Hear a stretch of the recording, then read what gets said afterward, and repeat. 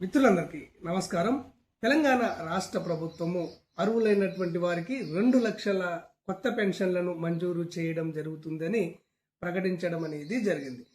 2 లక్షల మందికే కొత్త పెన్షన్లను మంజూరు చేయడం జరుగుతుంది అని చెప్పేసి ఆర్థిక శాఖ మంత్రి గారు 1కి 2 సార్లు తెలియజేయడం అనేది జరిగింది.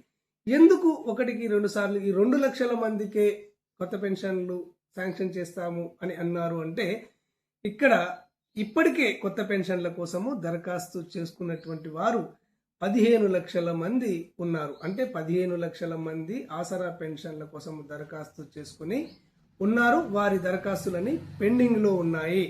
ఈ 15 లక్షల మందిలో నుంచి 2 లక్షల మందిని గుర్తించి ఈ కొత్త పెన్షన్లను ఇవ్వడం జరుగుతుంది అనే ఉద్దేశంతో ఆర్థిక శాఖ మంత్రి గారు 1కి 2 సార్లు నొక్కి వక్కానించడం అనేది జరిగింది.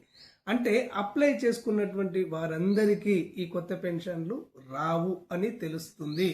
అప్లై చేసుకున్నటువంటి 15 లక్షల మంది దరఖాస్తుదారుల్లో 2 లక్షల మందిని గుర్తించాలి అంటే ఎంపిక ప్రక్రియను చాలా కఠినంగా నిర్వహించడం అనేది జరుగుతుంది.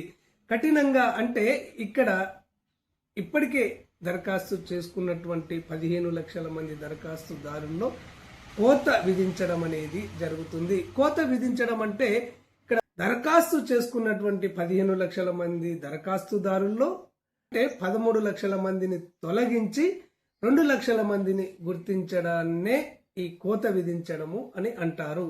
ఆసరా పెన్షన్ల కోసము దరఖాస్తు చేసుకున్నటువంటి వారిలోనూ కోత విధించే విధంగా ప్రభుత్వం కఠినంగా నిర్ణయం తీసుకొని కొత్త పెన్షన్ల కోసము అభ్యర్థులను ఎంపిక చేయడం అనేది జరుగుతుంది.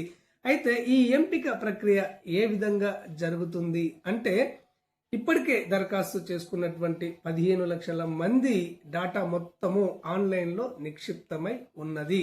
ఆన్లైన్లో వారి వివరాలు అనేవి ఉన్నాయి. ఈ 15 లక్షల మంది యొక్క వివరాలను గ్రామీణ స్థాయిలో గ్రామ సభలు నిర్వహించడం అనేది జరుగుతుంది. పట్టణ ప్రాంతాలలో వార్డు సభలు నిర్వహించడం అనేది జరుగుతుంది. ఈ గ్రామ సభలు వార్డు సభలు నిర్వహించి అక్కడ దరఖాస్తుదారుల యొక్క పేర్లను చదవడం అనేది జరుగుతుంది. ఈ విధంగా దరఖాస్తు చేసుకున్నటువంటి దరఖాస్తుదారుల పేర్లను ఆ గ్రామ సభల్లో వార్డు సభల్లో చదివి ఈ కొత్త పెన్షన్ల కోసము ఎంపిక చేయడం అనేది జరుగుతుంది.